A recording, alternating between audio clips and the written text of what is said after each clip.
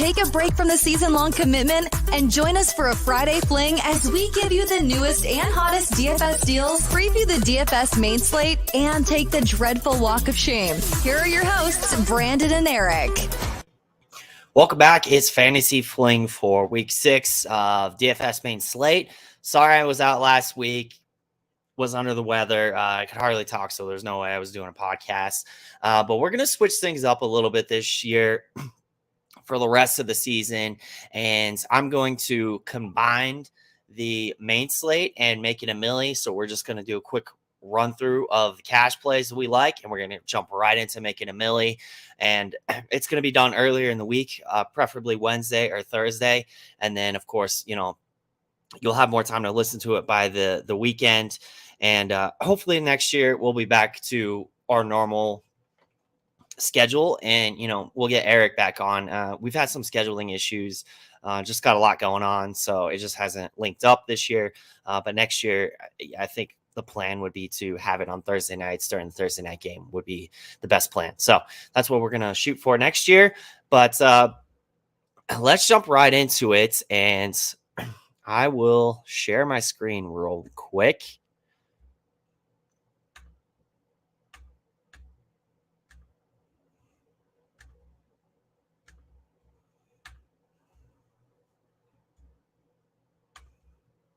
All right, so I kind of want to show you where I went last week with my cash lineup. When we play cash, we're playing for high volume.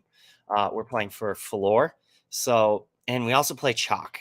And so typically what I do is I go to DFS Army and I go through the chalkboard and I'm looking at what the field is doing.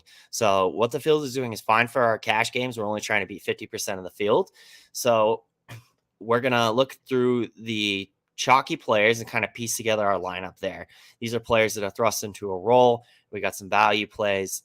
They are priced oftentimes as backups, like Kenneth Walker, $5,400 this year. And he should not really be this season. This week should not really be in a timeshare. So Kenneth Walker, Ramondre Stevenson, Eno Benjamin will make his way up here. If you look at quarterbacks, the top play this week is Josh Allen, and rightfully so. I think this is going to be a week where you pay down at running back. We got some great values, and you pay up for Stephon Diggs. You pay up for, a Lockett, an Allen, maybe Cooper Kupp, but definitely want to get Travis Kelce in as well into our lineup. And I think we could do that when we go build here in a minute. But this is kind of show you where I went last week by doing this process. I went with Brady, Jeff Wilson, Alvin Kamara. Jeff Wilson was a great play. He's been getting a lot of carries. Kamara was back, crushed it. Now, the play really was Josh Allen, but this didn't hurt me. I still was able to score 193 points in my cash lineups. Rather, it was basically between 190 to 220 points was the lineups you were going to have played 1 to 2 players. Brady, Wilson, Kamara, Godwin, Lockett, Olave, Cade Otton, Cooper Kupp, and Cowboys D. I wasn't very comfortable playing Fournette. He still smashed a lot. As you can see, a lot of people played him. He scored 35 points. I believe he's like 40% owned in cash games. But between the Cowboys D and the chalk there, Kupp's 28 points. Kamara, Wilson, and Lockett and Brady really brought it home for me. He scored 193 points. I won most of my head-to-heads, about 34 head-to-heads, and then obviously I did well. I 34 out of 50 head-to-heads, and then I did well in the double-ups, hit the cash line. Have not missed the cash line this season. Also did it 13 out of 17 weeks last year. So it's worked for me. And typically what we're going to do when obviously we look at the chalkboard, that is one of the most important features of playing cash, but I will go to DFS Army's domination station and basically just sort through the players. So I'll look at quarterback, who has the highest projection, who's the highest projected own, who's popping. Obviously Josh Allen going against the Chiefs. That's a great matchup this week. And we do the same at running backs. We're looking at fantasy points per dollar. We got, Ramondre Stevenson Alvin Kamara's popping again, Barkley, Fournette. These are some of the guys that are really standing out right now over at the domination station from fantasy points per dollar basis. And we do the same thing at wide receiver. So what is standing out? Who's standing out? Where can we get value? Where are our pay down options? Chris Olave, Rondale Moore this week going against Seattle's horrible defense. I could be a great value play at 4,200. He's projected almost 3x the salary, and then lock it again because they just don't raise his price over on DraftKings. So he's 5,600. We're going to eat up both these players this week. Definitely in tournaments. We'll get to that. And then defense and tight end. This is such a variant position that we really do want to find pay down options more times than not. Now, I do think this is a week where you should play Travis Kelce, but, Higbee, Zach Ertz, these are also pay down options that we're typically gonna want. Is Higbee he gets a lot of targets. He's gotten like about 20%, 20+% target share. I believe 10 plus targets in many weeks now. He's the number 2 in the offense. So there's no question why he's popping as one of the top tight end fantasy points per dollar. And then defense. This is basically how I pick my defense. Going to look at a team in a good matchup that's going to be priced a bit lower. Now, a little interesting here. This game is a 54-point total, expected to shoot out, and yet the Bills are top fantasy points per dollar. I normally don't disagree with the domination station because when I do, it burns me. But nonetheless, a little interesting. So let's take a look at these game totals, and these are some game environments we might want to target, both in our cash games and tournaments. Top game total, Buffalo going against Kansas City. Obviously, with Buffalo, we have just very high-flying offense. It starts with Josh Allen. You got Diggs, you got Davis. Shakir looked great last week, and they're going against the Chiefs. So this is the class of the AFC. These two teams, the Chiefs and the Bills. This game is in Arrowhead, but Buffalo is favored. So this is extremely rare for the Chiefs to be home dogs, but they are. And 54-point game total. This is the highest projected on the slate. We really like this. There's just a few game environments we want to target this week. Second one being Arizona and Seattle. 50.5. So Seattle, one of the reasons why Geno is doing so well and he's played great is their defense sucks. So they are forced to push the pace to try to win games. That's why they're 2-3. The defense isn't very good despite how the offense is played. So Arizona coming into town. I like Murray get right this week. They're favored. We like favored quarterbacks. That's who you want to target, specifically in tournaments. So, but I really like both pieces, both sides. We got Kenneth Walker, we got Lockett, we got DK Metcalf. So there's a lot of goodness on both sides, and this game could probably really go over. So we like potential in this game. So a couple other games I would like to target. Tampa Bay going against Pittsburgh. Tampa Bay is a 26-point team total. I like Brady now that he has all of his weapons back. Brady, Evans, Godwin. Fournette had a great week last week. He's projecting well this week. So there are many options in this game. Specifically, I like the pass catchers of Brady the most. And, I don't really think you need to bring it back with anyone, but if you do, Pickens does look great. Tampa Bay, they don't obviously have the best defense like the Bills have. So even though the Steelers were completely non-competitive last week, there's a chance in this game that they could do more, a little bit more offensively. These are the games that I really want to target the most. I will say, as far as the fourth one, kind of, if you're looking at kind of 4 games that's you want some exposure to, would be Miami going against Minnesota. So you like Tyreek Hill, you like Waddle, Raheem Mostert's getting a lot of carries, and then on Minnesota side, you have Dalvin Cook. He looked fantastic last week. Justin Jefferson got a lot of yards, over like 120 yards, no touchdowns, but the yards are there. And this game is, has a 45.5-point team total, which is a low scoring slate. So this is going to be, right there. This is kind of This and Tampa and Pittsburgh is pretty much as low as I want to go with the totals this week, just because at least with these teams, you see some offensive goodness. Now, other games you might want to just, take one or two players. That's fine. Like Lamar being low owned this week going against the Giants. I like Lamar to go off at any time, 40 plus points. But these four are really the games that I'm going to be targeting in cash. Now, let's just go ahead and kind of build a cash lineup. So let's go over to the lobby and I'll show you what I would be looking at for this week, probably where I'm going to go in cash. So we are going to do NFL.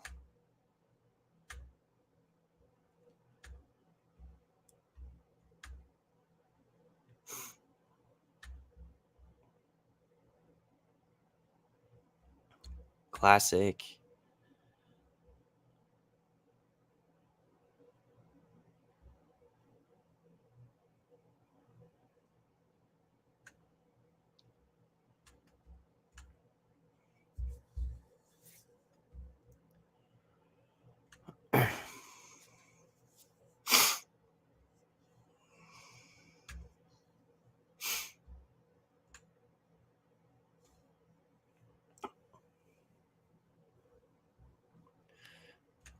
I like Josh Allen this week. I can't get off of him.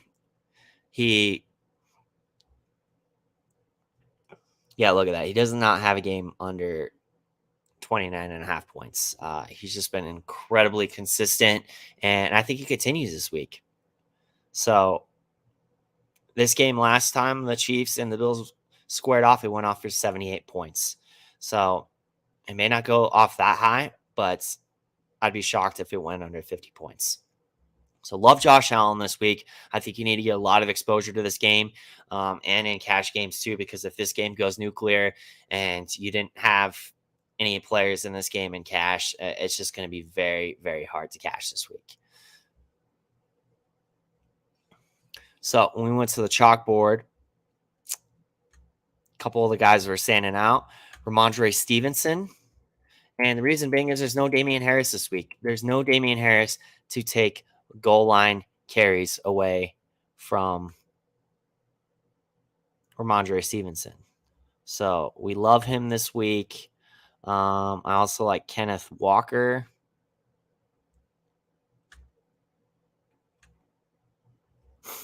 Now, what I like in the flex this week is there's no James Conner.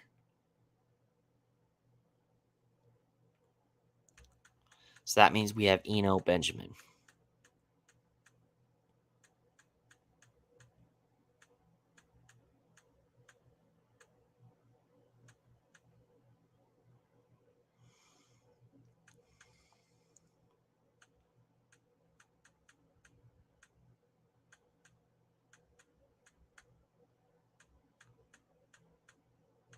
There he is. Had to go way down there. I mean, he's a stone cold lock this week. He's 4,600. He's going against the worst rushing defense in the league against running backs. He's a starter. There's no James Conner. There's no Williams. I just don't know how you couldn't play him this week. So by paying down at running back, this is allowing us to pay up for some wide receivers that we like. Obviously, we love Diggs this week. We could play Lockett. And I'm all over Kelsey as well. He gets a 26% target share, and I just don't know how you couldn't play Kelsey this week. Just based on the matchup, it's just a no-brainer for me.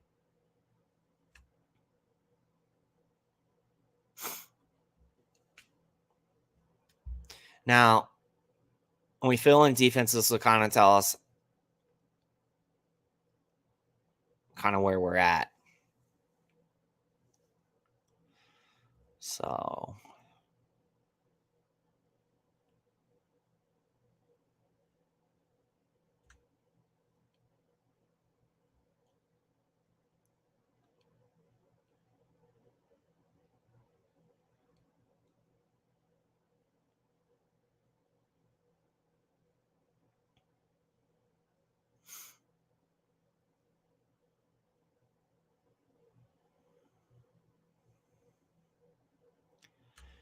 We'll just have a placeholder there. Let's go to the domination station and see what they're showing us for defense. Saints 2,800, Panthers 2,400. I could see it. It's one of those things where they got a new coach, and maybe they get that 1 week boost. And the Rams have not looked good recently. All right, so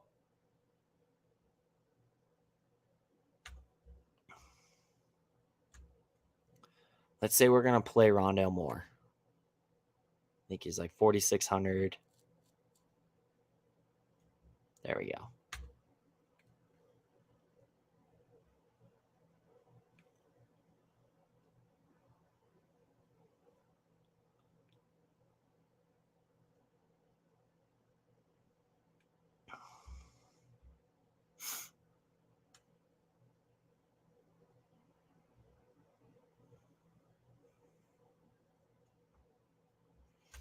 Let's go over to the domination station and see who is popping.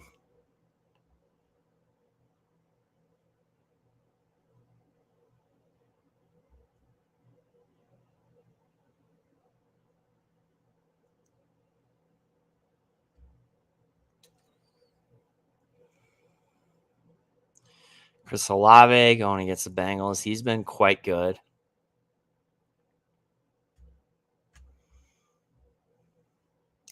The other option is we play Stephon Diggs and we don't play Travis Kelce.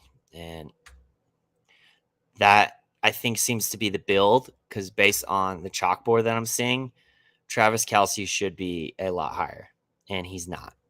So I think the thought process is the Bills have a really good defense, and they could probably limit Kelce enough to force Mahomes to spread the ball out. So there is a path to Kelce failing, especially at 7,800, and that's why he's coming in very low owned in this crazy high projected game. So I think where I would go now, I have 5,200 remaining salary. I think you play Zach Ertz, who's in a fantastic matchup. Okay. And then we use the defense and we pay up a little bit. We use the salary savings.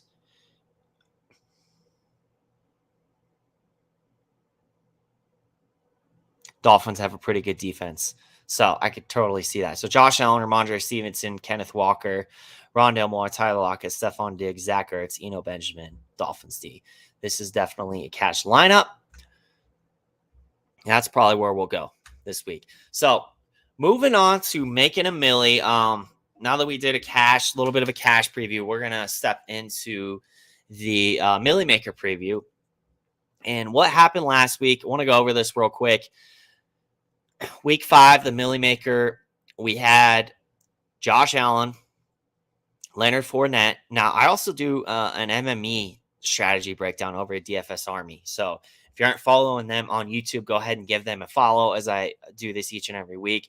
I do the Milli Maker breakdown, but then I do MME strategy as well. So Josh Allen, 39 points. And it was really just a skinny stack of Josh Allen and Gabriel Davis. So other than that, and then you had several stacks, but as far as a primary stack, it was a skinny stack. Then you had Leonard Fournette, Chris Godwin, and K. Dotton, which is very rare that you will see 3 players from the same team without the quarterback. But this made sense here because, number one, Leonard Fournette's a running back, so he's not dependent on the quarterback to get there. And 2, K. Dotton was very cheap, as we'll see when we look at pricing.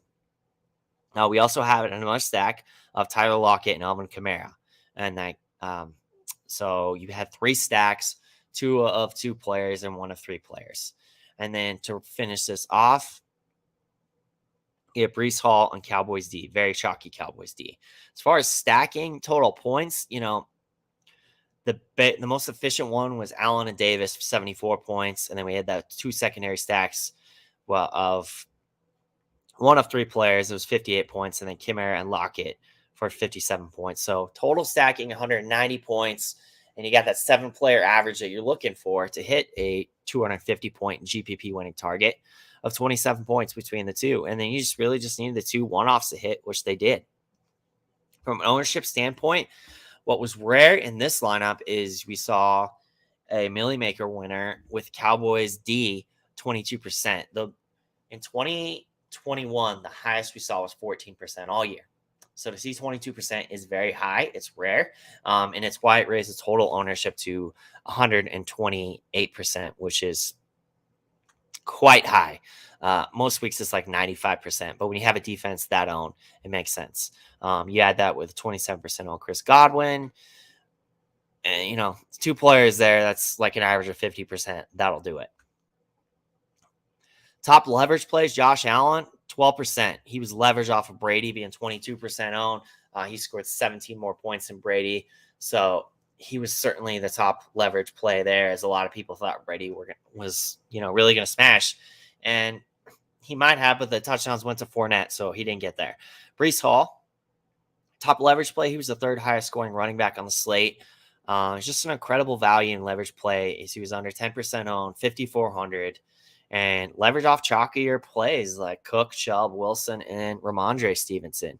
And then Gabe Davis, we know what he's capable of. We saw it last year against the Chiefs, 4 touchdowns, 200 yards. Well, this past week, he showed it again.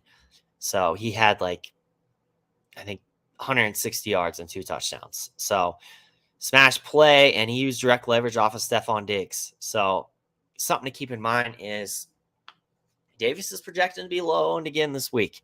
So could history repeat itself again in back-to-back weeks? We shall find out. Then as far as pricing, because of the Cowboys D, because of K-Dot, and, $5,000 between the two, the ultimate paydowns, they were very efficient, and $5,400 Breece Hall, you could see why $8,200 Josh Allen was affordable. Leonard Fournette, Alvin Kamara, Gabe Davis, these 3 combined for about $6,600. With Allen, that's expensive, right? With the 4 players, but you had such good value that you're able to afford them. So one thing to keep in mind, though, you'll see no weeks this year in 2022 have we seen a running back or wide receiver priced above $8K. So something to keep in mind. That's something we continue to see. And unless there's extreme value that hits a slate, which there is a little bit this week. So, this might change. But unless there's extreme value that hits a slate, you could probably assume that that's not going to happen. If there is extreme value that hits a slate, you disregard that trend and be willing to take some more shots with some higher priced players.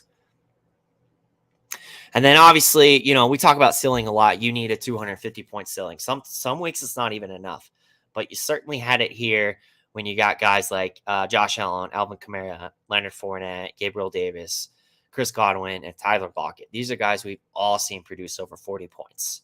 So that this ceiling not only can hit 250, but it can even go higher, which you need some wakes up. We've seen 284 points take down the Milli this year.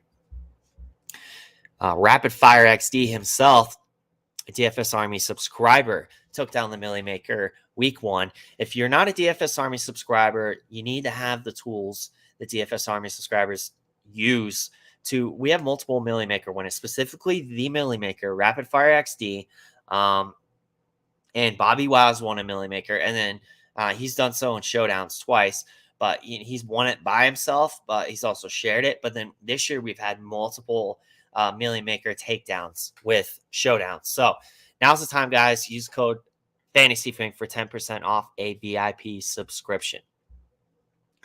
Let's take a look at some of the plays that I like this week over for the Milli Maker, some GPP plays. Now, there's a couple stacks that I really like, guys and gals. First off, Josh Allen, we talked about it. He's the top play for me. He's 15% owned. It's not going to be horribly high owned just based on his salary and his stacking options. So I really like him and Gabe Davis. I think you could do double stacks with Diggs and Shakir. Get different with it. Several with McKenzie. If this game goes nuclear, you want sacking pieces. There are solid bringbacks on the other side if you just avoid Travis Kelce. So you could do MBS, you could do Juju. There's a lot of different ways you could stack this game. And if this game goes off, don't sit there and be like, I'm an idiot. How did I not stack this game? We looked at this game. We knew what it could be. So definitely take some shots in this game. Now, the other side, the other game that I really like, and I think you could take shots with both Geno and Kyler Murray, is that Seattle and Arizona game. Geno's coming in under 10% owned. I like that. Kyler Murray, 6% owned. So they're going against Seattle's horrible defense. Give me some Kyler Murray. He's 7,300. He's priced down from what we remember him because he hasn't played very well. So I definitely like him in stacks with Zach Ertz, with Marquise Brown, with Rondale Moore, who's cheap. We just put him in our cash lineup. Saw how cheap he is. So I like those options there. The other side, Geno with Tyler Lockett and DK Metcalf. Absolutely. I will take some shots there. I like Brady team stacks this week as well. I think you can take some shots there in the Milli. He's coming in low owned under 10%, 6% right now. Brady team stacks with Godwin, Evans, Otton. You could go a few different ways there. I'm not stacking him with Leonard Fournette as we saw last week. It didn't work. But yeah, that's most likely going to be my player pool for quarterbacks in the Milli Maker. Now, running backs, when we start looking at studs and sleepers, some of the guys that I would like, you will have to take shots at running back specifically on studs who are going to be low owned, right? They can have a ceiling game.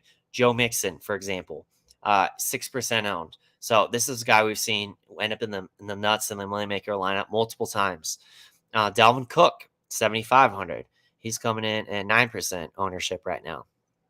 So I really like that. Christian McCaffrey, maybe this is the game he gets going. They got a new coach. That's PJ Walker. If their offense is just run through Christian McCaffrey, don't take a lot of shots, I could see a big game from Christian McCaffrey. I love Barkley. He is going to be a little higher owned. I'm willing to eat some chalk. He's looked fabulous. He had 120 yards last week. Didn't find the end zone. That's fine. We still love him.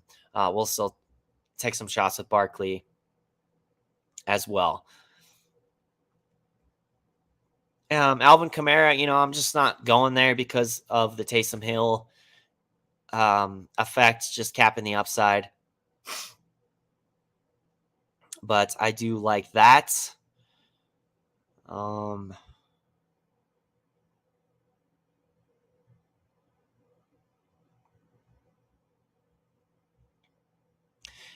I think Jonathan Taylor, coming off ankle injury, not getting a lot of ownership, going against the Jaguars.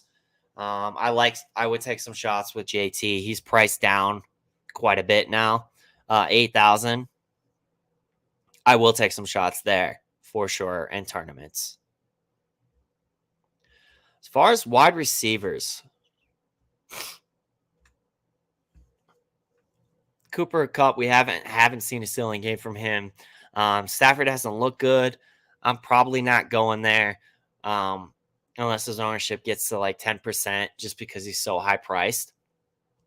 But a guy that I do like would be Justin Jefferson. That's a game I want to target. 15% ownership. He's quite a bit cheaper than Kupp. The yards have been there. We just haven't seen the touchdowns, but it's slate-breaking performance if the touchdowns matched with the yards. Tyreek Hill, there's a lot of uncertainty there. Skylar Thompson, what's that going to look like? I think you could do some stacks in that game. Tyreek Hill, Dalvin Cook on the other side, or Waddle for sure.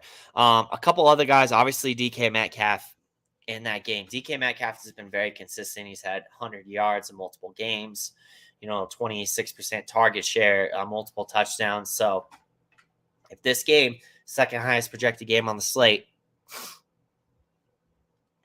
plays to 51 points or plays to the over, I definitely like DK Metcalf. I will have him in stacks. And, I think he's playable as a one-off too, just because he projects well this week with 17 points. So, and then another guy, obviously I talked about Godwin, 8% ownership. I talked about Evans. He's coming at 5% ownership. I like a lot of these guys at their ownership this week with Brady stacks. Absolutely. Give me that. And then Jamar Chase would be my last guy just because he's a stud and he's so low owned right now, 4%. Yeah, he's probably going to get Lattimore. So what? He can beat him. He's got big playability. Give me a stud who's very low owned, who no one's going to be playing. I'll take some chances there. Absolutely. Now, last, the tight end. I like Mark Andrews this week, guys. He's 7,000. I also like Kelsey if he's going to be low owned. I will take some shots on Kelsey. Obviously, I'm not having him in my cash lineup, but a different build you can think about is maybe you play Brady stacks. Or you play some Geno stacks, for example, or Kyler Murray, and then you go down to a Mark Andrews player or a Kelsey, so you can play him a little bit in there. Anyways, I think that's going to do it. I will see y'all next week. Good luck.